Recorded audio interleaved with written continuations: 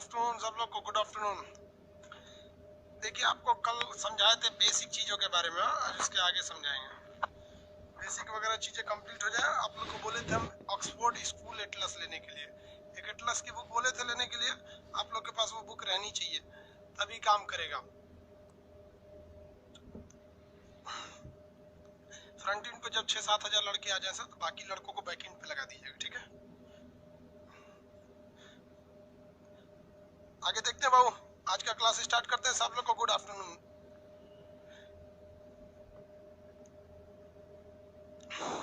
चलिए सब लोग को गुड आफ्टरनून। स्टार्ट करते हैं हम लोग पॉलिटी का क्लास। पॉलिटी का क्लास सुबह चलता है भाई। इसमें पॉलिटी का क्लास से क्या मतलब है, यहाँ स्टार्ट करते हैं हम लोग। देखिए ये वाला कॉन्टिनेंट कौन सा है, एशिया कॉन्टिनेंट है। दुनिया में कितने महाद्वीप थे, आपको बता दिए थे 7 महाद्वीप थे। कौन सा डूबा हुआ महाद्वीप था, तो जिलैंडिया महाद्वीप डूबा हुआ था।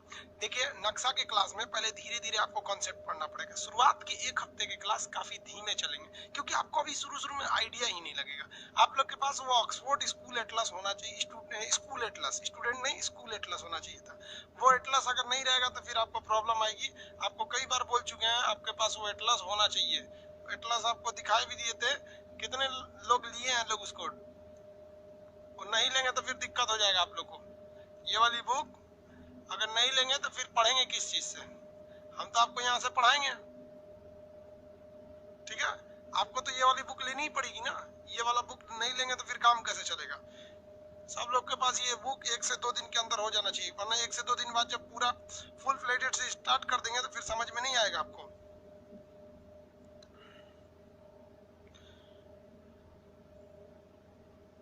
चलिए आगे देखते हैं हम लोग। ऑक्सफोर्ड का है, हिंदी में इंग्लिश दोनों ले लेंगे, कोई एक ले लीजिएगा, कोई भी चलेगा। अगर स्टूडेंट वाला ले लिए हैं, देखिए कोई एक लीजिएगा, ये लेंगे तो ये सस्ता पड़ता है। और अगर दूसरा कोई ले लेंगे ना, तो हम पेज नंबर कोई और बोलेंगे। जैसे हम इस बुक का बोल दिए पेज नंबर 45 खोलिए, और आपके पास 40 दूसरा बुक है, तो उसमें भी रहेगा, लेकिन वो चीज चला जाएगा किसी और पेज में। फिर आपको क्या होने लगेगी, प्रॉब्लम होने लगेगी। इसलिए ये वाली बुक ज्यादा प्रीफर कीजिए इसको लेने के लिए। ये सस्ता है इसलिए हम आपको बोल रहे हैं। ये वाली बुक थोड़ी ज्यादा सस्ती होने की वजह से ये इजी है इसको लेना। आगे आज हम लोग स्टार्ट करते हैं, एशिया के बारे में कुछ समझना चालू करते हैं। ये महाद्वीप कौन सा भैया, एशिया महाद्वीप है। एशिया महाद्वीप में एक सब कॉन्टिनेंट है। एशिया कॉन्टिनेंट के अंदर एक सब कॉन्टिनेंट है जिसे हम कहते हैं उप महाद्वीप। क्या कहेंगे बाबू, उप महाद्वीप के नाम से उसे जानते हैं। अब ये उप महाद्वीप क्या चीज होता है, तो किसी भी कॉन्टिनेंट के अंदर का एक ऐसा एरिया जो पहाड़ों से थोड़ा सा कट जाता है, उसे हम सब कॉन्टिनेंट कहते हैं। जैसे यहाँ से यहाँ पर एक पर्वत है जिसका नाम है हिंदू कुश पर्वत। हिंदू कुश पर्वत के इस साइड में रहने वाले लोगों को हिंदू कहा जाता है। इसलिए आप हिंदू को किसी रिलीजन से जोड़ के नहीं देखिएगा। हिंदू कोई धर्म नहीं है, ये एक एरिया के लोगों का नाम है। जैसे बिहारी, बिहारी कोई धर्म का नाम थोड़ी है भाई। बिहार में रहने वाला मुसलमान भी बिहारी है, हिंदू भी बिहारी है, जैन भी बिहार है। कश्मीर में रहने वाला कश्मीरी, महाराष्ट्र में रहने वाला मराठी। तो उस तरह से इस पर्वत के इस साइड रहने वाले, हिंदुकुश पर्वत के इस साइड रहने वाले को हिंदू कहा जाता था।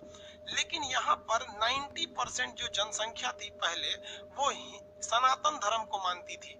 इसलिए इस हिंदुओं में ज्यादातर सनातन धर्म वालों को क्या कहा जाने लगा, हिंदू कहा जाने लगा। अब जबकि अगर खुद देखिए, हिंदू धर्म तो है नहीं, ये तो एक नाम है।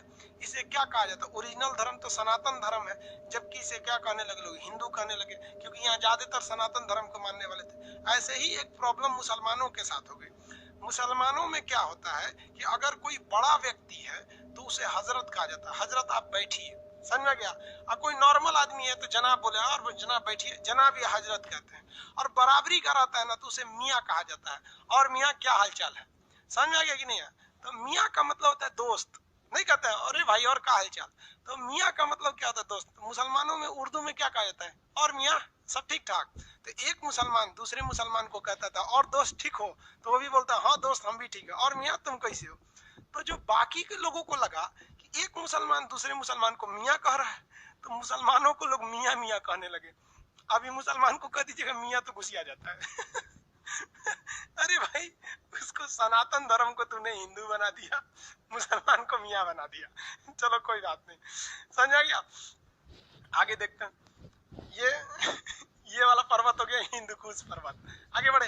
अब इस हिंदुकुश पर्वत के इस साइड से एक और माउंटेन जाता है, ये माउंटेन का नाम है आपका हिमालय पर्वत। ये ऊपर वाला हो गया हिमालय, ये हिमालय हो गया, यहाँ पर देखिए ये हिमालय हो गया। ये जहां दोनों जाके लड़ जाते हैं ना, ये दोनों पहाड़, एक पहाड़ दूसरे पहाड़ पे लड़ जाता है, एक गधा दूसरे गधा पे चढ़ जाएगा तो दो गो गधा हो जाएगा। तो एक इधर से पहाड़ एक इधर से पहाड़, दोनों जाके चढ़ गया तो ये एकदम बड़का पहाड़ हो गया। इसको हम लोग कहते हैं पामीर का पठार। क्या कहेंगे इसे? पामीर का पठार। दुनिया का छत कहा जाता है। दुनिया का छत किसे कहते हैं? पामीर का पठार। ये चाइना में है। ये दो पर्वतों से, इधर से कौन आ गया? हिंदुकुश, इधर से चला गया हिमालय। आगे बढ़ते रहेंगे, धीरे धीरे समझ में आएगा। अभी आपको हम इंट्रोड्यूस कर रहे हैं, अभी भी आपको एटलस का क्लास स्टार्ट नहीं है। अभी तो हम आपको बउआ की तरह, कैसे नर्सरी क्लास में जब एडमिशन होगा तो आप किसी भी क्लास में घूम जाइए, कुछ खा पी लीजिए, कोई चीज नहीं। अभी आपको 2-3 दिन समय लगेंगे पूरा एडजस्ट होने में, इतना जल्दी ये नहीं समझ में आ जाएगा। पहले थोड़ा सा आपको धीरे धीरे आइडिया लगाएगा। पॉलिटी की क्लास में पेमेंट होने के बाद क्लास ओपन नहीं हो रहा है। लोल कहीं का, तू लोग पकलोल है, तू लोग का करम फोर कहीं का। नाम और अपना पेमेंट का स्लिप व्हाट्सएप करके भेज दो। चोट्टा कहीं का, बुद्धि नाम का चीज नहीं है। तुम खाली इतना बोलता है कि पेमेंट नहीं हो रहा है, तो कहां से कोई तुमको सर्च करेगा? हाँ, बेवकूफ कहीं का, पढ़ा लिखा बेवकूफ है। तुम अगर मैसेज कर दे तो मेरा पेमेंट नहीं हो रहा है, तो क्या 2 लाख लड़कों में कहां खोजेगा आदमी कि तुम कौन हो? मोबाइल नंबर जो पेमेंट भेजो उसको और उसमें भेज दो। बुद्धि नाम का चीज नहीं है। तो पढ़ा लिखा उतना नहीं रहता है सब। दिल गुर्दा कोई कोई नहीं भेजिए यहाँ पर। ज्योग्राफी का क्लास आगे स्टार्ट होगा। ये बुक दुकान पे मिलेगा, ऑक्सफोर्ड स्कूल वाला।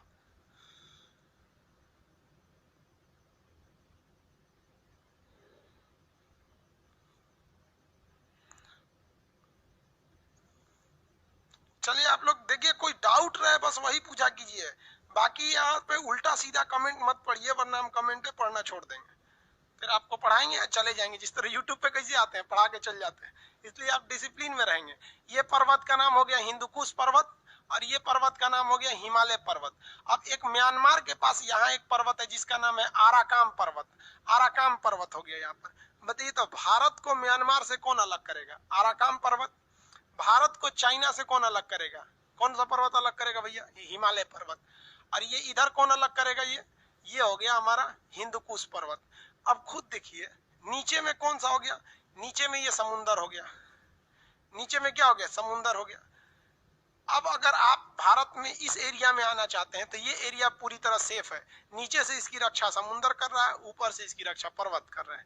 तो ये अपने ही महाद्वीप यानी एशिया महाद्वीप में ही ये एक एरिया थोड़ा सा कट गया है। और यहाँ का जो कल्चर है वो बाकी के लोगों के कल्चर से अलग है।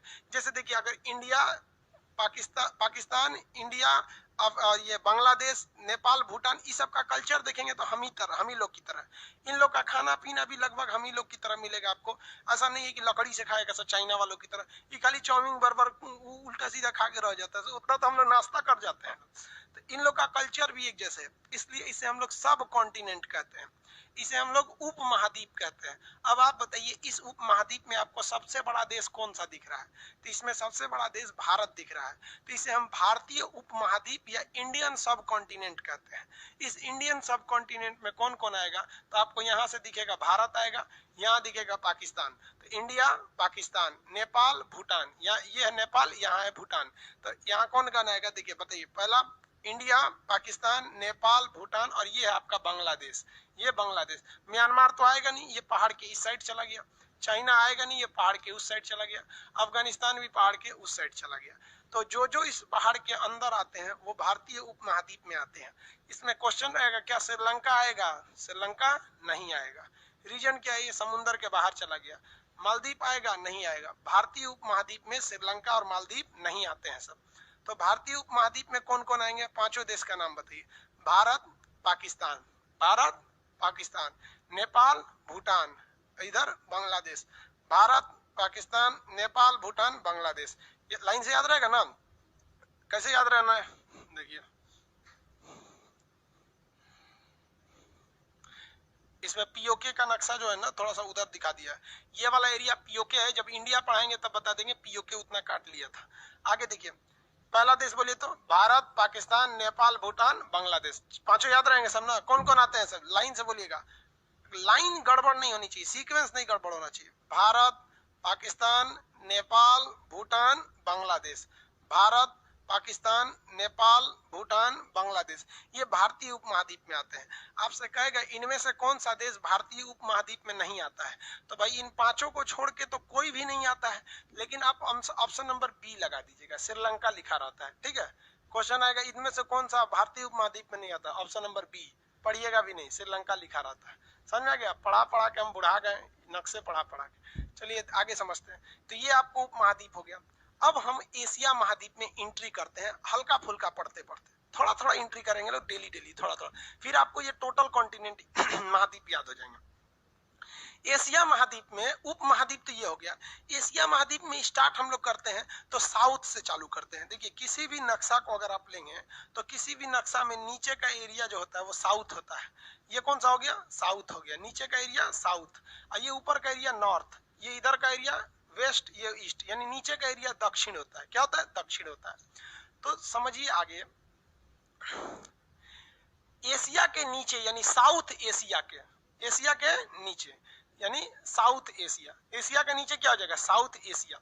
साउथ एशिया के लोगों ने एक एसोसिएशन बनाया। क्या बनाया, एसोसिएशन। साउथ एशियन नेशन ने क्या बनाया, एक एसोसिएशन बनाया। किस लिए एसोसिएशन बनाया, अपने क्षेत्र में आपसी सहयोग बनाने के लिए।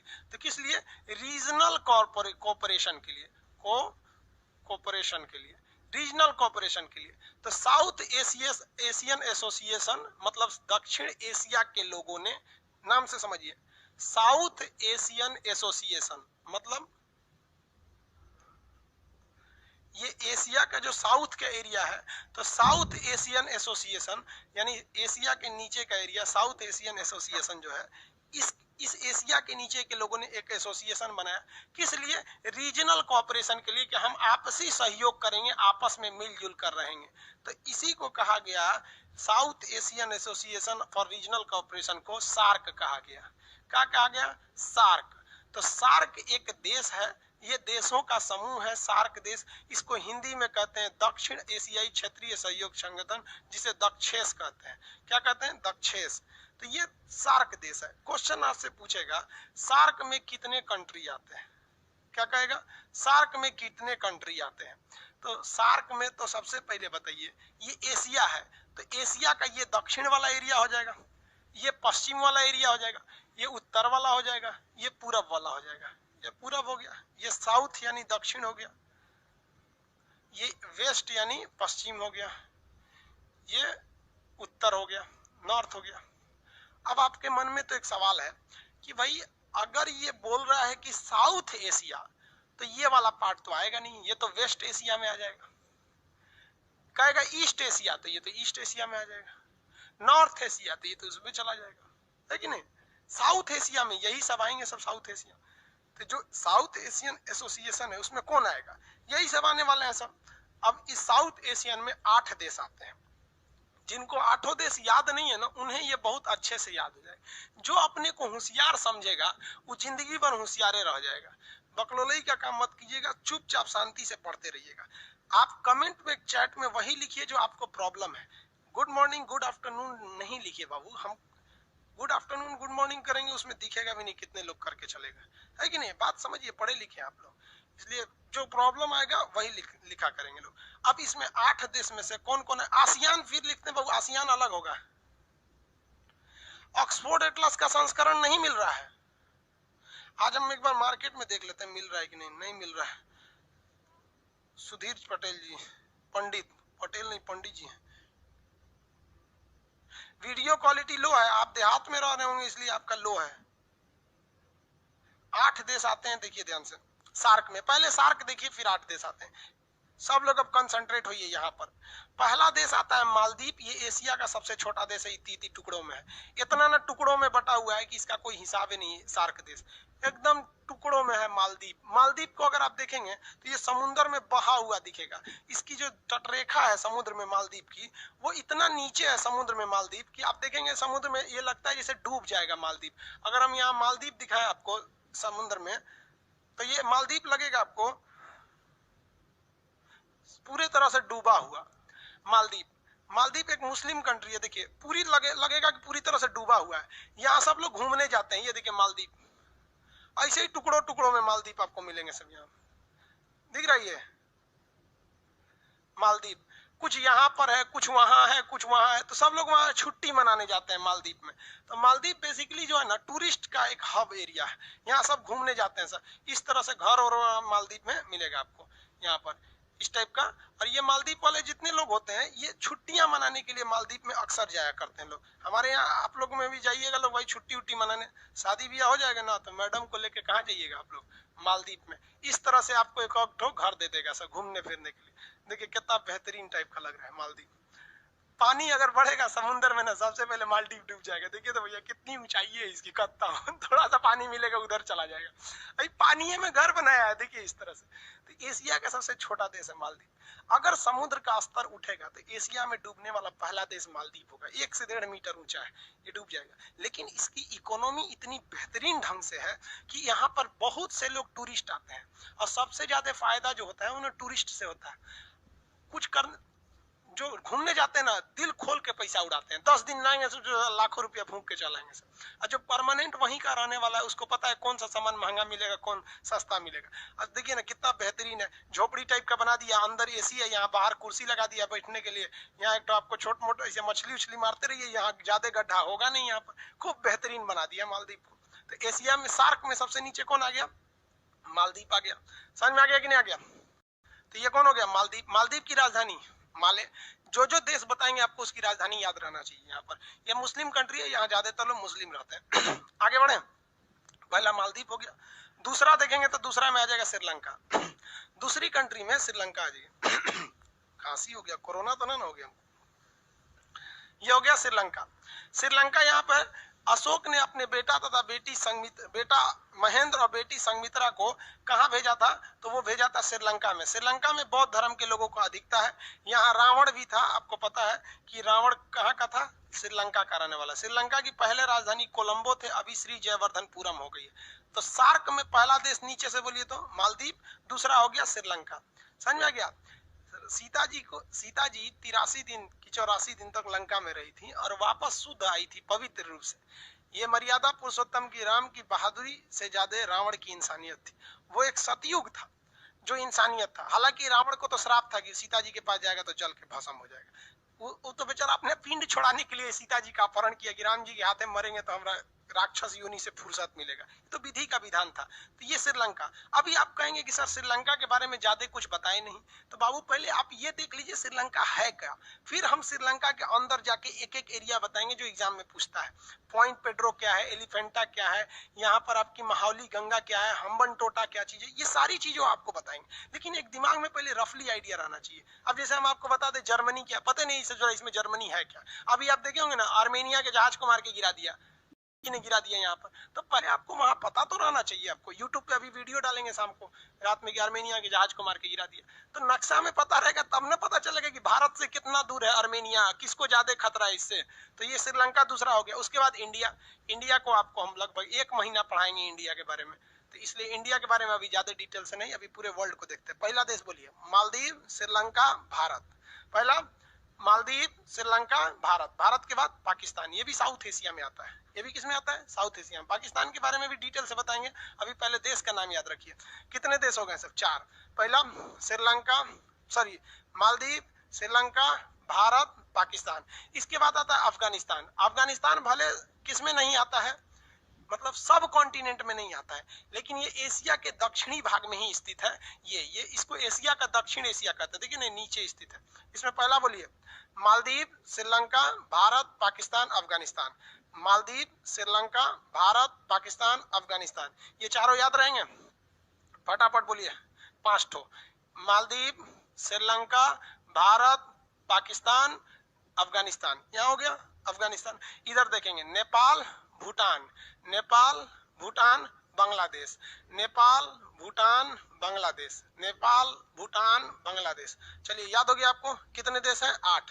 पहला, आंख बंद करिए सारे लोग, अकेले में बैठ के पढ़िएगा, अब बोल बोल के पढ़िएगा वरना याद नहीं होगा नक्शा। पहला मालदीव, श्रीलंका, भारत, पाकिस्तान, अफगानिस्तान, नेपाल, भूटान, बांग्लादेश। अगर ऐसे याद करेंगे ना तो अगर गलती से कोई एक देश भूल भी गया ना तो आपके दिमाग में रहेगा। आप लोग गलती कैसे करते हैं, 8 देश पता है कितने हैं, याद कैसे करेंगे? नेपाल, श्रीलंका, भूटान, कहेंगे ले कौन छूट गया, पता ही नहीं चला। यही है हमारे हिंदुस्तान की खराबी, ऐसी पढ़ा दिया जाता है लड़कों को, क्योंकि उन्हें पता ही नहीं चलता हम कौन सा बोले कौन सा छूट गया। लाइन से बोलना है आप लोग को, लाइन से बोलिए फटाफट, कमेंट करके लिखेंगे। कमेंट में देखें केवल पहला अक्षर, जैसे एम से मालदीव, श्रीलंका, इंडिया, पाकिस्तान, अफगानिस्तान, नेपाल, भूटान, बांग्लादेश, हो गया। ऐसे एक एक अक्षर करके लिखते चलिए, फटाफट कमेंट करके बताएंगे। पहला मालदीव, श्रीलंका, भारत, पाकिस्तान, नेपाल, भूटान, बांग्लादेश, हो गया। मालदीव, श्रीलंका, भारत, पाकिस्तान, नेपाल, भूटान, बांग्लादेश, इस तरह से याद रखना है। आपको लोगों को लगेगा बड़ी पढ़ने में विद्वान है, पढ़ाई कुछ भी नहीं है बाबू, बहुत सिंपल है। 8 देश, 8 देश मतलब मुश्किल से 3 सेकंड, मुश्किल से कितना second, 3 second. Maldives, Sri Lanka, Bharat, Pakistan, Nepal, Bhutan, Bangladesh, 2 second हुआ ही, समझ में आ गया? 2 सेकंड बहुत है, फटाफट लिख के जवाब दीजिए। Very good. मालदीव, श्रीलंका, आप पहला अक्षर भी लिखेंगे तो चलेगा, लेकिन सीक्वेंस गड़बड़ नहीं होना चाहिए, सीक्वेंस गड़बड़ नहीं। मालदीव, श्रीलंका, अरे पहले एल कौन देश है भैया, इसमें एल लिखते हैं, एसएल श्रीलंका, बस एस लिख दीजिए, समझ जाएंगे श्रीलंका। एसएल लिखने की क्या जरूरत है? आई से इंडिया, वेरी गुड, बहुत अच्छा, ऐसी जवाब आना चाहिए। देखिए इस तरह से जवाब आता है ना तो लगता है चलो पढ़ाना साक्षर हो गया यहाँ पे। ये जितने लोग फ्रंट एंड पर है, 6000 से ज्यादा लड़के फ्रंट एंड पे हैं, और बैक वालों का जवाब क्या है? बैक एंड वाले पे देखेंगे, बैक एंड वाले, बैक एंड पे जितने ज्यादा लड़के हैं सबको बैक एंड पे भेजिएगा। हाँ श्यामलाल जी आपका, चलिए बाबू, अफगानिस्तान सब कॉन्टिनेंट में नहीं आएगा, लेकिन वो हमारे सार्क में आ जाता है, ठीक है। बैक एंड वाला कह रहा है सर हम लोग क्या पैसा नहीं दिए? अरे भाई सब लोग पैसा दिए हैं, लोग लोड के हिसाब से होता है ना, बैक एंड और फ्रंट एंड ये सब लोड के हिसाब से होता है। चलिए ऐसा नहीं है, पूछ रहा है सर हम लोग बैक एंड वाले हैं, मतलब हम लोग किसी काम के नहीं है भाई, सब लोग काम के। बैक एंड सर्वर तगड़ा होता है। आगे बढ़े, ये दिल बना के मत भेजो भाई, सबसे नफरत है। देखो भाई एक से एक कमेंट करते हैं। तिवारी जी, देखिए अनूप तिवारी जी हैं, ये क्या किया पता है? ये लड़का देखो कितना बदमाश है, ये सारे देश का नाम नहीं लिखा है, सारे देश का झंडा बना भेजा है। अरे तिवारी जी, अरे बाप रे, सब झंडा बना भेजा। याद हो गया ना? अगर आपसे कोई पूछता है सार्क में कितने देश आते हैं, तो अगर आपने नाम बना दिया ना 8 के, कभी भी अगर किसी ने बोल दिया कि 8 है, सार्क में 8 देश है, बता देते ना, जान ले लेंगे हम उसका वहां पे। अगर कोई आपसे पूछता है कितने देश हैं, तो आप बोलिएगा हम बोलते हैं तुम गिन ले। समझ में आ गया कि नहीं? तब आपको पता चलना चाहिए खान सर का स्टूडेंट है।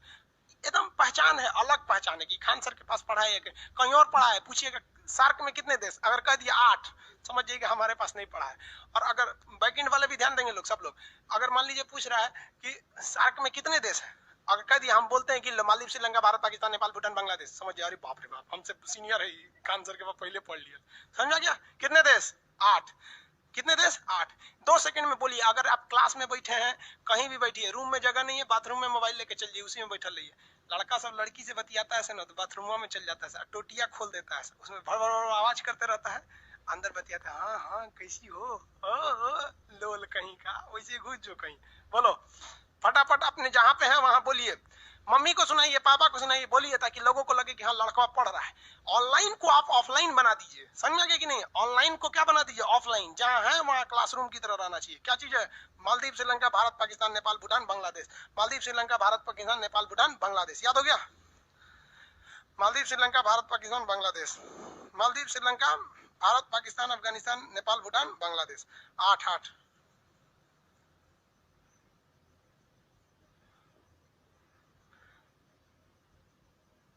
समरकंद आ गया भाई, समरकंद। अरे भाई अभी सार्के का कोई खास नहीं। अब आगे बढ़े, चलिए देखिए यहाँ पे वो बफरिंग कर रहा है क्या? नहीं ना, दोनों का देखते रहिए, बैकएंड पे ज्यादा ध्यान दीजिएगा, उस पे लड़कों का लोड ज्यादा है। अब एक काम करते हैं, अब थोड़ा सा हम लोग ना इन 8 के बारे में कुछ डिटेल से जानकारी ले लेते हैं कि भूलेगा नहीं। हम कहते हैं कि 8 भूल जाएगा, लेकिन हम ऐसा काम करते हैं कि भूलवे नहीं करे। जैसे आप किसी रेलवे स्टेशन पे गए, वहां हजारों लोग मिलते हैं, लेकिन कुछ लोग याद रह जाते हैं, कुछ नहीं याद रहते हैं। आप चाहते हैं कि हमको कोई ना भूले, तो कुछ ऐसा कांड कर दीजिए कि ना भूले। जैसे उसको बुला के एक लोटा खेखार थूक दीजिए मुंह में भचाक से, आपको नहीं भूलेगा वो। मतलब कुछ भी कीजिए, लेकिन उसके साथ कुछ घटना होनी चाहिए। इन सबसे घटनाओं को हम याद कर लेते हैं। चलिए थोड़ा शीत युद्ध के बारे में आपको ले चलते हैं। देखिए ये जो जगह है ना श्रीलंका, ये काफी महत्वपूर्ण जगह है। इस श्रीलंका के नीचे का एक बंदरगाह है जिसका नाम है हम्बन टोटा। अब आपको ये श्रीलंका पूरी दुनिया में भी पता होना चाहिए कि वर्ल्ड का अगर नक्शा देखेंगे तो श्रीलंका कहाँ मिलेगा। हाँ, वर्ल्ड के नक्शा में श्रीलंका देखिए, ये वाला देखिए। वर्ल्ड जब नक्शा खुलता है ना तो इस पे कोई भी चीज क्लियर नहीं दिखती। इतना छोटा नक्शा में पूरा दुनिया को हटाएंगे तो क्लियर कैसे होगा। तो ये आपके अंदाजा पे डिपेंड करता है। देखो बाबू, ये है श्रीलंका, यहाँ ध्यान दे श्रीलंका। अब कंसेप्ट समझिए जो हम समझाने जा रहे हैं। ये है हमारा प्यारा हिंदुस्तान, ये हमारा हिंदुस्तान हो गया। और ये देखिए ये यूएसए, यूएसए हो गया, ये पहली दुनिया में आता था। ये सोवियत संघ रूस, रसिया, पुराना नाम सोवियत संघ, रसिया। यहाँ पर बात समझो बाबू, जब 1945 में द्वितीय विश्व युद्ध खत्म हुआ, सेकेंड वर्ल्ड वॉर जब खत्म हो गया था, तो सेकेंड वर्ल्ड वॉर खत्म होने के बाद इन लोगों में आपसी वर्चस्व की लड़ाई चालू हो गई, हम पावरफुल या तुम पावरफुल। अब इसे कहा गया शीत युद्ध या cold war. Cold war America और रूस के बीच में लड़ी गई एक ऐसा वार था जिसमें ये दोनों एक दूसरे पर एक भी गोली नहीं चलाए, लेकिन पूरी दुनिया में गोली चला दिया। सब खुद एक भी नहीं चलाया। सब रूस चाहता था हम पावरफुल बन जाए, अमेरिका चाहता था हम पावरफुल बन जाए। रूस चाहता था दुनिया हमारे साथ आ जाए, अमेरिका चाहता था हमारे साथ आ जाए। जो लोग अमेरिका के साथ गए वो कहलाए पहली दुनिया के देश, जो रूस के साथ गए वो कहलाए दूसरी दुनिया के देश। अब जो अमेरिका का साथी था, मान लीजिए यहाँ से कोई कोलंबिया अमेरिका का साथी, तो रूस ससुरा इसको मारता था। अब देखिए, इसको मारता तो कहलाता वार, इसको माराया तो कहलाया कोल्ड वार। मतलब यहाँ मारता तो युद्ध, ये हो गया शीत युद्ध। शीत युद्ध का मतलब ये नहीं कि ठंडी के दिन में लड़ाई लड़ा है। शीत युद्ध का मतलब है कि तुमसे जो जो रहेगा हम उससे नफरत करेंगे। आप देखिएगा घर में, आप हिंदुस्तान में बड़ी ज्यादा शीत युद्ध होता है। मान लीजिए कि हमारा किसी व्यक्ति से झगड़ा है और हम किसी शादी में गए और वो व्यक्ति उस शादी में आ जाएगा ना, तो हम वहां नहीं जाएंगे। अरे मतलब है हमसे ना झगड़ा है, उससे क्या मतलब है तुम्हें। तो इसे कहते हैं शीत युद्ध। तो शीत युद्ध चल रहा था। अमेरिका चाहती थी पूरी दुनिया मेरे साथ आ जाए पहली दुनिया में, रूस चाहता था पूरी दुनिया मेरे साथ आ जाए दूसरी दुनिया में। जवाहरलाल नेहरू बड़ी होशियार कहा कि हम कोनों में नहीं रहेंगे, हम तीसरी दुनिया में। तो इसने एक अलग से संगठन बना दिया जिसे कहा गया नॉन एलाइजिंग मूवमेंट। क्या कहा गया? Non aligning movement, NAM. आगे बताएंगे NAM, non aligning movement NAM कहा गया। समझ में आ गया? तो इसमें हम किसी के साथ नहीं है, इसे कहते हैं गुट निरपेक्ष, नॉन एलाइजिंग, हम किसी में नहीं है। तो भारत तीसरी दुनिया में था। अब देखिए रूस के साथ एक खराबी समझते चलिए। रूस के साथ खराबी क्या है कि ऊपर का ये एरिया जो है बर्फ से ढक जाता है। तो ये एरिया में बर्फ भयानक पड़ती है। आपको बताए हैं यहाँ ठंडा क्यों पड़ता है, क्योंकि सूर्य की किरणें नहीं जाएंगी, ये शीत कटिबंध में आ जाएगा, टुंड्रा और टैगा में। इसलिए रूस का ऊपर का बंदरगाह पानी से जम जाएगा और रूस ठंड के दिन में ऊपर से नहीं जा सकता है। और लड़ाई के मैदान में जब भी काम आती है तो नौसेना काम आती है। दूर की लड़ाई में, दूर मान लीजिए यहाँ से यहाँ जाना है तो पायलट थोड़े ना लड़ पाएगा। सोचो वहां से जहाज पायलट भरेगा, एक दिन 8 घंटा लगेगा इसको यहाँ जाने में। 8 घंटा गाड़ी चलाने के बाद आपको थक जाएंगे, कहीं दो तरीके कौन लड़ाई लड़ेगा, पैदल सेना तो जाएगी नहीं। तब इसमें काम कौन आती है? नौसेना काम आती है। नहीं अभी अभी समझा देते हैं। उसमें बैकएंड वाले लोग आप लोग परेशान नहीं रहिए, सब लोग को बता देते हैं। बैकएंड पे थोड़ा सा सर्वर लोड ज्यादा है, इसलिए वहां पे थोड़ा सा बफर कर सकता है, वो भी 1-2 मिनट में शांत हो जाएगा। तो ये ऊपर से ये नहीं जा सकता है, तब ये क्या करेगा? नौसेना भेजेगा, क्योंकि नौसेना की जहाजें बड़ी बड़ी होती हैं, उसमें बेडरूम सोने होने का सब जगह रहता है। सारे फौजी सोए रहेंगे, जो चलाने वाले रहेंगे 8-10 तो वो चलाएंगे। जब ये नौसेना की जहाजें यहाँ पहुंच जाएगी तो वो सब जग के इसको मार देंगे सब। तो दूर की लड़ाई में कौन काम आता है? नौसेना काम आती है। अब एक खराबी देखो भैया, ये जो है आपका अमेरिका, यूएसए, इसके पास बर्फ नहीं जमता है क्योंकि ये तो बहुत दूर है। तो इसकी नौसेना यहां तक जा सकती थी, लेकिन उसकी कैसे आती? तब इसके लिए रूस जो था इस रास्ते से आता था, इस रास्ते से जाके हमला करता, लंबा पड़ जाता। तो रूस जो है वो ठंडी में इधर से नहीं आ सकता था, वो ठंड के दिन में इधर से आता था। अमेरिका ने कहा कि अगर हम क्या चीज? अगर हम रूस को इधर ही रोक दें तो ठंडी में ये इधर से आइए नहीं सकता, हम इधर रोक देंगे, और हम युद्ध जानबूझ करेंगे ठंड में कि ठंड में वो इधर से आएगा नहीं, इधर हम रोक देंगे, मरा जाएगा। तो इसके लिए अमेरिका ने शीत युद्ध में सहारा लिया किसका? श्रीलंका का। अब आइए श्रीलंका जो मेन टॉपिक था, यही ना श्रीलंका। आइए, हम लोग का हिंदुस्तान है, वर्ल्ड के नक्शा में बाबू क्लियर नहीं दिखता है, इसलिए क्लियर करने के लिए हम वहां ले जाएंगे आपको। यह है ना श्रीलंका आपका, ये भारत में, यहाँ क्लियर दिखेगा। वर्ल्ड के नक्शा में कैसे क्लियर दिखेगा कोई चीज? तो यहाँ समझिए, आइडिया लगाइए यहाँ पे। तो अमेरिका ने श्रीलंका को खूब पैसा दिया, करोड़ों रुपए मदद दिया कि रेलवे बनाओ, ये बनाओ, वो बनाओ, दुनिया भर का चीज। और उसके बाद कहा, ए श्रीलंका, तुम अपने नीचे का जो बंदरगाह है जिसका नाम है हम्बनटोटा, याद रखिएगा, हम्बनटोटा कहाँ पर है? श्रीलंका में है। हम्बनटोटा एक बंदरगाह का नाम है जो श्रीलंका में है। हम्बनटोटा बंदरगाह को अमेरिका ने कहा कि भाई तुम इसको हमको दे दो, इसका किराया तुम हमसे लेना। हम यहाँ पर रडार और ट्रांसमीटर स्टेशन बैठाएंगे जो ये बता सके कि यहाँ से कितनी जहाजें गुजर रही हैं। तो श्रीलंका ने कहा ठीक है, ले लीजिए, आप किराया देवे करेंगे, इतना हमको फ्री में मदद करबे किए, एगो बंदरगाह ले लीजिए, क्या हो जाएगा। श्रीलंका ससुराल निकला लोल, इसको पते नहीं कि इससे सबसे बड़ा सरदर्द हो जाएगा रूस को। और अभी चल रहा है शीत युद्ध। शीत युद्ध में दोनों जो है एक दूसरे के कट्टर दुश्मन थे सब। शीत युद्ध में दोनों क्या थे? एक दूसरे के कट्टर दुश्मन। अब ये बकलोल निकला श्रीलंका, दे दिया उसको बंदरगाह। अब यहाँ पर ये ट्रांसमीटर स्टेशन लगाने का काम चालू कर दिया। कौन से बंदरगाह पे? कमेंट करके बताइए बंदरगाह का नाम।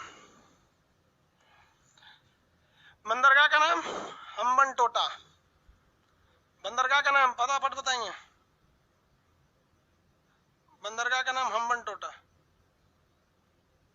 वेरी गुड, बंदरगाह का नाम हम्बनटोटा। बैकएंड वाले लोग सब लोग का जवाब सही है, हम्बनटोटा।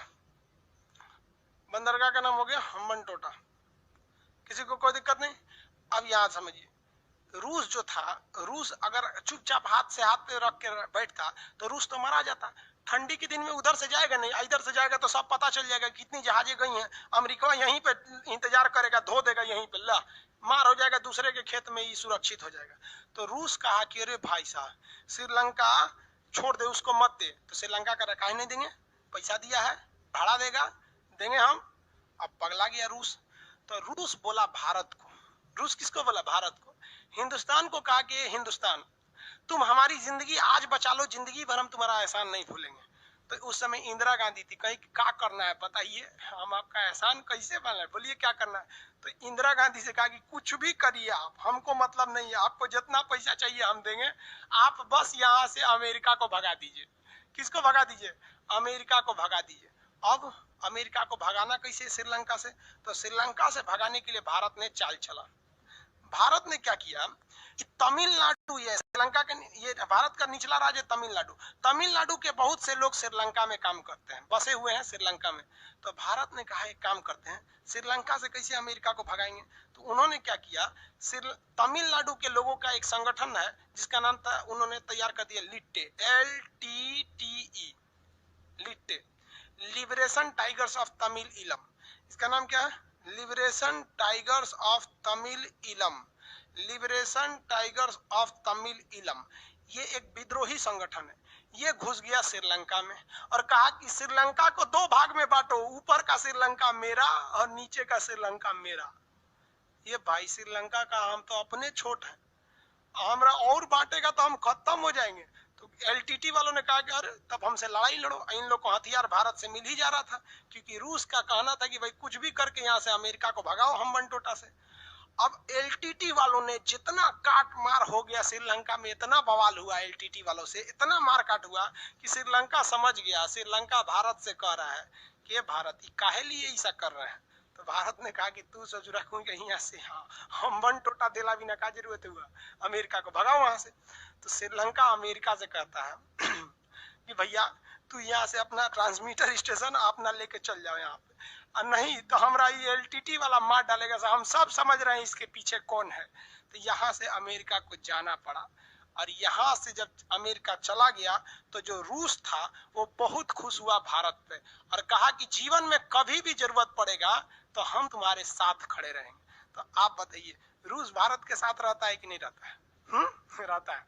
श्रीलंका में हम टोटा के चक्कर में बहुत लोग मराए थे लोग, एलटीटी वालों ने मार दिया। जब अमेरिका चला गया ना तो भारत एलटीटी वालों को मार दिया। जा यहाँ पे एलटीटी वालों ने मिला तो सोनिया गांधी के लड़का राजीव गांधी को उड़ा दिया, कहा कि तुम हमारे साथ खिलवाड़ कर रहा था, तुमको उससे बंदरगाह भगाना था तो तुम हमको भेज दिया, हम वहां कितने लोगों को मारे, फिर तुम हमको मार दिया। तो अंतरराष्ट्रीय चीजों में कोई किसी का दोस्त नहीं होता है। एलटीटी समझ गया, कहेगा कि एलटीटी की समस्या कहां पर है? एलटीटी की समस्या कहां पर है? एलटीटी संगठन श्रीलंका में थी, मारे उड़ के खत्म कर दिया गया। समझा कैसे? एलटीटी ने किसको भगा दिया? अमेरिका को। हम लोग किसको भगा दिए? एलटीटी को। बाढ़ में जाओ। इसका बदला चुकाना पड़ा राजीव गांधी को, बम से उड़ा दिया सब राजीव गांधी को। आज भी रूस जो है, आज भी रूस किसके साथ रहता है? भारत के साथ। हम लोगों ने उसका बहुत बहुत कांड किया है। अब अमेरिका के लिए ना एगो नया दुश्मन हो गया। कौन? भारत। क्योंकि अमेरिका जान रहा था कि यही चोट्टा किया है, इसी की वजह से भागे हैं, इसलिए अब वो भारत से भी बहुत खफा हो गया। कहा कि भारत हम तुमसे भी अब बदला लेंगे। इसके लिए अब वो देखिए ये यहाँ क्यों आना चाहता था? शीत युद्ध में डायरेक्ट हमला नहीं करेंगे हम, तुमको घेर घार के रखेंगे ताकि हम कभी भी तुम पे भारी पड़े। अब यहाँ पर है नेपाल, अब यहाँ देखिए आते हैं। अमेरिका अब कहाँ एंट्री मार रहा है? नेपाल में। सोचा कि अगर नेपाल में घुस जाएंगे तो हमारा नया दुश्मन बना है भारत, इनको भी देख लेंगे, चीन को भी देख लेंगे, और यहाँ से जहाज लेके सड़क से घुस जाएंगे रूस में। यहाँ से कितना मिनट लगेगा? 20 मिनट में तो रूस घुस जाएंगे। इसलिए अब अमेरिका का निशाना श्रीलंका नहीं था, अमेरिका का निशाना था नेपाल। अब ये नेपाल में एंट्री कैसे करे? तो इसने क्या किया, देखा कि नेपाल के लोगों में आंख खराब होने की समस्या बड़ी ज्यादा है, वहां की जलवायु ऐसी है कि बड़ी जल्दी आंख वहां डिस्टर्ब हो जाता है। तो अमेरिका ने अपने हजारों डॉक्टरों को नेपाल में भेजा और कहा कि देखो यहाँ के लोगों का आंख खराब हो जाता है, फ्री में इलाज करो। तो अमेरिका से आंख के हजारों डॉक्टर आए, फ्री में इलाज किए। यहाँ पर हॉस्पिटल खोला गया, कॉलेज खोला गया, यहाँ एक से एक आंख के डॉक्टर को बनाया गया। समझ में आ गया कि नहीं? आज भी आंख का इलाज होता है नेपाल में बहुत अच्छा से। नेपाल पूछा कि अमेरिका इतना तुम पैसा काहे खर्चा कर रहा है हमारे ऊपर, हमारा आंख का डॉक्टर फ्री में, कॉलेज फ्री में। तो नेपाल का भारत ने, अमेरिका ने कहा, ए नेपाल सुनो ना, हमको तुम यहाँ एगो एयरपोर्ट बनाने को दे दो भाड़ा पे, हम उसका किराया देंगे, बनाएंगे हम ही, सब किराया देंगे।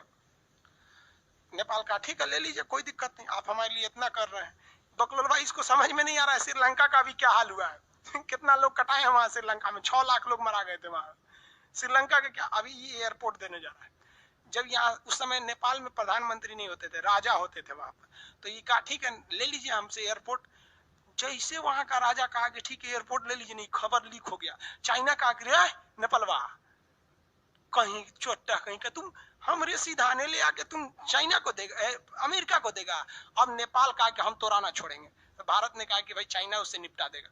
चाइना यहाँ पर ना, चाइना के उस समय राष्ट्रपति आते हैं माओ सेतुंग, माओ राष्ट्रपति थे। तो माओ ने अपनी 2-4 गो आतंकवादियों को घुसा दिया, जिसे कहा गया माओवादी। क्या कहा गया? माओवादी। भारत ने क्या घुसा दिया था? एलटीटी। चाइना ने क्या घुसा दिया? माओवादी। अब ये माओवादी चाइना में घुस गए। चाइना को पता था कि भारत ने श्रीलंका से अमेरिका को कैसे भगाया, यहाँ अशांति पैदा करके।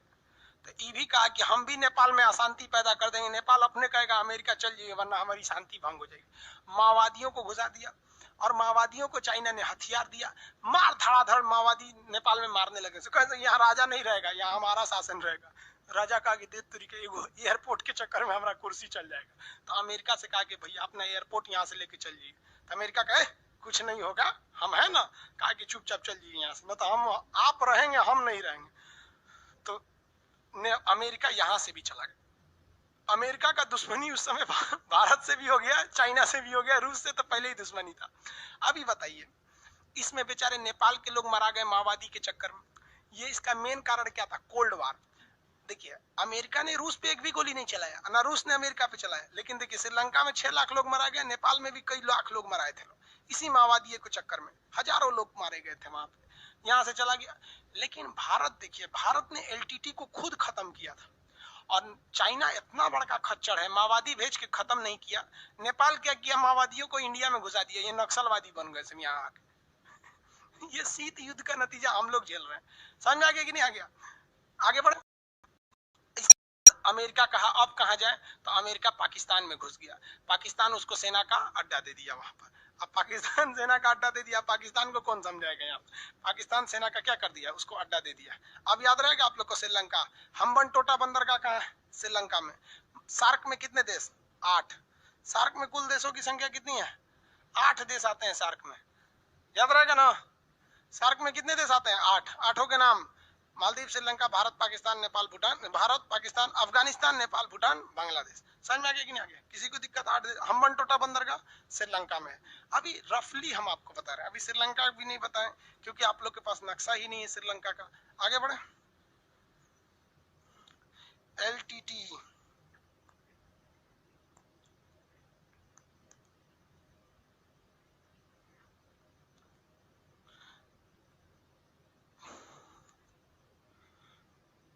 आगे बढ़ जाना।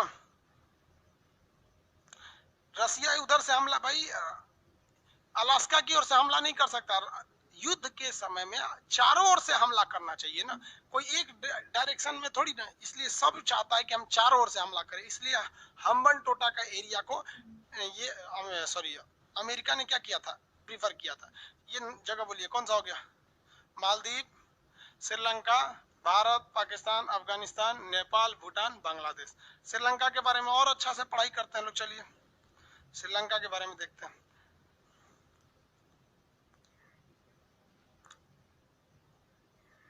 देखिए श्रीलंका का आकार जो है ना आंसुओं की तरह, ये श्रीलंका, श्रीलंका पे भी पहले ब्रिटेन का अधिकार था। श्रीलंका जो था पहले वो ब्रिटेन का गुलाम था। श्रीलंका का ऊपरी भाग जो है जाफना कहलाता है, श्रीलंका का ऊपरी भाग जाफना कहलाएगा। देखिए ध्यान से, हल्का इस तरह बता दे रहे हैं श्रीलंका टाइप का। श्रीलंका का जो ऊपरी भाग है क्या कहलाता है, जाफना कहलाता है। आपके पास नक्शा नहीं है ना, जाफना, एक्चुअली आपके पास एटलस नहीं है, कोशिश करिएगा एटलस खरीदने के लिए। श्रीलंका का ऊपरी भाग क्या कहलाता है, जाफना कहलाता है। जाफना में कौन घुस गए थे, LTT। और जाफना के निचला भाग का नाम है एलिफेंटा। क्या नाम है इसका, एलिफेंटा पास। यहाँ पर पहाड़ों के बीच एक दर्रा है, देखिए 2 पहाड़ों के बीच के पतला रास्ता को दर्रा कहा जाता है, चौड़ा रास्ता को घाटी कहा जाता है। तो एलिफेंटा पास, ये क्वेश्चन कई बार पूछा है कि एलिफेंटा पास किस देश में, श्रीलंका में। एलिफेंटा पास के ऊपर वाली जमीन को क्या कहते हैं, जाफना कहते हैं। जाफना को अलग करने की लड़ाई कौन लड़ रहा था, आपका LTT लड़ रहा था। यहाँ का सबसे ऊपरी बिंदु क्या है, पॉइंट पेड्रो। क्या है, पॉइंट पेड्रो। क्वेश्चन पूछेगा इनमें से कौन सा देश भारत में, इनमें से कौन सा जगह भारत में नहीं है, आप ऑप्शन डी लगा दीजिएगा। क्या लगाएंगे, ऑप्शन डी। ऑप्शन डी पे लिखा रहता है point Pedro. Point Pedro Jaffna का भाग है, किसका भाग है, जाफना। तो जाफना से 3 क्वेश्चन पूछेगा। जाफना कहाँ है, श्रीलंका के ऊपरी भाग में। जाफना का ऊपरी बिंदु क्या कहलाता है, पॉइंट पेड्रो का नहीं है। उसके बाद और क्वेश्चन पूछेगा, जाफना और श्रीलंका का मेन अलग करने वाला कौन सा दर्रा है, एलिफेंटा दर्रा है। किसी को कोई दिक्कत नहीं। श्रीलंका का निचले बंदरगाह का नाम क्या है, हम्बन टोटा। बंदरगाह का नाम क्या है भैया, हम्बन टोटा। श्रीलंका का निचला बंदरगाह का नाम हम्बन टोटा। किसी को कोई दिक्कत नहीं। श्रीलंका के इस साइड में इसकी राजधानी है श्री जयवर्धनपुरम। पहले राजधानी थी कोलंबो, अभी राजधानी क्या है, श्री जयवर्धनपुरम। श्रीलंका की वर्तमान राजधानी श्री जयवर्धनपुरम। श्रीलंका हम लोगों से ज्यादा चाय को दूसरे देशों को बेचता है, लेकिन हम लोगों से ज्यादा वो चाय उगाता नहीं है। देखिए हम लोग जो हैं चाय बहुत ज्यादा मात्रा में उगाते हैं, लेकिन उससे भयानक पी जाते हैं। घर में कोई घुसा, चाय पिलाओ जी, लगता है जैसे चाय पीने के लिए आया, कुछ अरे चाय पी लीजिए, कहे चाय पी लीजिए, घुसते ससुराल चाय पी लीजिए। ससुराल, नैहर, सौतन के घर, कहीं घुसिए, कौन जी चाय पीजिए। तो भाई हम लोग छोड़ते कहाँ है, डकच जाते हैं पूरा चाय। श्रीलंका के लोग चाय नहीं पीते हैं, इसलिए वो लोग चाय को दूसरे देश को निर्यात कर देते हैं। श्रीलंका के नीचे का बंदरगाह का नाम हम्बन टोटा। श्रीलंका की वर्तमान राजधानी कोलंबो है। श्रीलंका की वर्तमान राजधानी कोलंबो। अब एक चीज समझिए, श्रीलंका और भारत के बीच में जो समुद्र है वो बहुत पतला है। श्रीलंका और भारत के बीच में जो समुद्र है ना बहुत पतला है। देखिए दिखा देते हैं, अब ये दिखेगा नहीं आप लोग को, ज्यादा चौड़ा कर देंगे तो। यहाँ दिख रहा है श्रीलंका। तो ये समुद्र जो है ना बहुत ही पतला है। यहाँ पे पानी वाली जहाज नहीं जा सकती है। अब ये इसे लोग कहते हैं आदम ब्रिज, इसी को कहते हैं लोग राम सेतु। समझ में आ गया? ईसाई और मुस्लिम परंपरा के हिसाब से यहाँ से आदम गए थे और हिंदू परंपरा के हिसाब से यहाँ से राम जी गए थे, तो इसे राम सेतु या आदम ब्रिज कहा जाता है। इसको ना गड्ढा नहीं है, इसलिए यहाँ से अगर जहाज को जाना है तो श्रीलंका होके जाता है, या इधर से किसी जहाज को जाता है तो ये श्रीलंका पार करके जाता है। जबकि अगर ये गहरा होता तो इतना लंबा दूरी नहीं तय करनी पड़ती, हम लोग यहीं से इस साइड में जा सकते थे। तो कहा जाता है कि इसको गहरा कर देना चाहिए। अब कुछ लोग इसका विरोध करते हैं कि राम जी के आप पुलवा तोड़ना चाहते हैं। अरे भैया, हम काहे तोड़ना चाहते हैं? उसके बीचवा में से एगो पतला तनी सा गली बराबर रास्ता निकालना चाहते हैं ताकि उधर से जहाज चल जाए। दिक्कत समझिए क्या है कि कुछ लोग देश को किस तरह से चौपट कर रहे हैं। ये हम्बनटोटा बंदरगाह जो है वर्तमान समय में चाइना ले लिया है। अभी हम्बनटोटा बंदरगाह किसके कंट्रोल में आ गया है? चाइना को। चाइना क्या करता है, दूसरे देश को इतना ज्यादा कर्जा दे देता है कि वो कभी भी उस कर्जा से बाहर नहीं आ पाते हैं। तो ये चाइना के कंट्रोल में। अब युद्ध की स्थिति में आप बताइए, आपकी मान लीजिए इधर आपकी जहाजें मारी गई, तो आप इधर से जहाज लेके जाइएगा इस साइड में, तो यहाँ से तो सिर्फ चाइना बैठा हुआ यहीं धो देगा आपको। तो यहाँ हमको जरूरत पड़ेगी ना एक बाईपास रूट इधर से। तो यहाँ लोग कह रहे हैं कि नहीं, राम जी का पुल है। अरे भाई, राम जी का पुल थोड़े, वो तो लाने के लिए गए थे। समझे कि नहीं समझे? अब इसके चक्कर में अब आप बताइए, इसको गहरा करना चाहिए कि नहीं? तोड़ने की बात थोड़ी है भैया, पूरा राम सेतु इतना बड़ा है, इसमें पूरा थोड़ी ना, थोड़ा सा एरिया को बस गहरा करना है ताकि यहाँ से जहाजें निकल सके लो। लेकिन जानते हैं ना, नेताओं को एक बहाना चाहिए, कैसे भी एक बहाना दे दो ताकि वोट मिल जाए। क्योंकि धर्म के नाम पर वोट मांगना बहुत ही आसान होता है। उसके बाद जाति के आधार पर मांग लीजिए, उसके बाद विकास के आधार पर। जनता भी विकास के नाम पर वोट नहीं देती है, जनता नेताओं को गरियाती है। रे बाबू, तुमको जाति के हिसाब से वोट दिया था तो क्या विकास मिलेगा? जाति मिल रहा है तुमको। तो ये गड्ढा करना चाहिए, क्योंकि युद्ध की स्थिति में ये बहुत घातक हो जाएगा। हम यहाँ से जा नहीं पाएंगे। समझ में आ रहा है कि नहीं आ रहा? किसी को कोई दिक्कत नहीं है यहाँ पे? आगे बढ़ जाए। श्रीलंका समझ में आ गया? श्रीलंका किस चीज का निर्यातक है? श्रीलंका निर्यात किस चीज का करता है? चाय का। श्रीलंका पहले किसका गुलाम था? ब्रिटेन का। निचला बंदरगाह का नाम हम्बनटोटा। वर्तमान राजधानी श्री जयवर्धनपुरम। उससे पहले की राजधानी श्रीलंका की उससे पहले बहुत पहले अनुराधापुर राजधानी थी उसकी। उससे क्या मतलब है? श्रीलंका की सबसे बड़ी जो नदी है, उस नदी का नाम है महावली गंगा। नदी का नाम क्या है? महावली गंगा।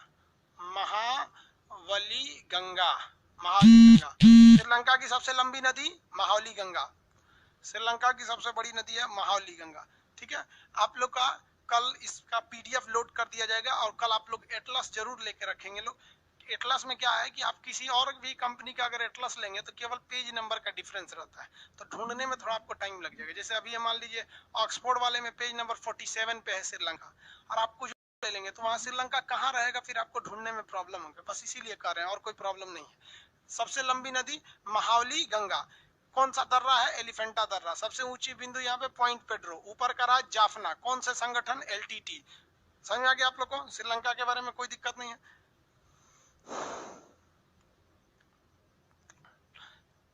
चलिए आप बताइए तो, सार्क में कितने देश आते हैं? 8 आते हैं। 8 के नाम ये देखिए। अब सार्क देखिए तो बिल्कुल साउथ में मिलेगा। ये एशिया है ना, एशिया के बिल्कुल साउथ में मिलेगा। ये क्या कहलाएगा? सार्क। और सार्क से थोड़ा ईस्ट में जाएंगे ना तो ये मिल जाएगा आसियान। ये क्या है? आसियान एसोसिएशन ऑफ, देखिए एसोसिएशन मतलब ग्रुप, साउथ ईस्ट एशिया। देखिए साउथ में भी है और ईस्ट में भी है। ईस्ट मतलब पूरब, तो पूरा तरफ पूरब में नहीं है, ये तो पूरा पूरब में हो जाएगा। वो कह रहा है साउथ में भी नहीं है। क्या कह रहा है? South east Asia, south east Asia. तो देखिए ये साउथ हो गया, ये ईस्ट हो गया, तो बीच में यही ना होगा। साउथ ईस्ट एशियन नेशन है सर। नेशन मतलब देश। इन लोग का एक संगठन है, इसे कहते हैं आसियान। तो आसियान में 10 देश आते हैं। तो ये देखिए, ये सार्क हो गया, ये आसियान हो गया, ये ईस्ट एशिया हो गया, ये सेंट्रल एशिया हो गया। यहाँ पे ऐसे एशिया खत्म हो जाता है। अभी धीरे धीरे आगे बढ़ेंगे लोग। आप लोग समझ में आ गया इसको? आज के लिए इतना ही रहने देते हैं, क्योंकि एक ही बार में नक्शा ज्यादा पढ़ लेंगे तो दिक्कत हो जाएगा। पहले धीरे धीरे स्पीड बढ़ाएंगे लोग, एक हफ्ता तक। इस हफ्ते तक धीरे धीरे ही चलेगा। समझ में आ रहा है? किसी को कोई दिक्कत नहीं है?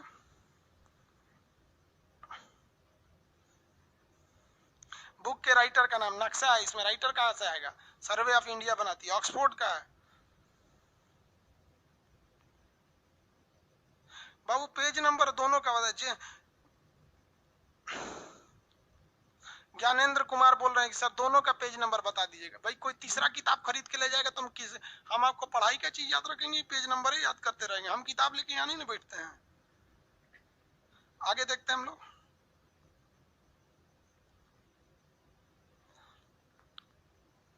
मेरे पास स्टूडेंट एटलस है, जिसके पास है उसको खरीदने की जरूरत नहीं है।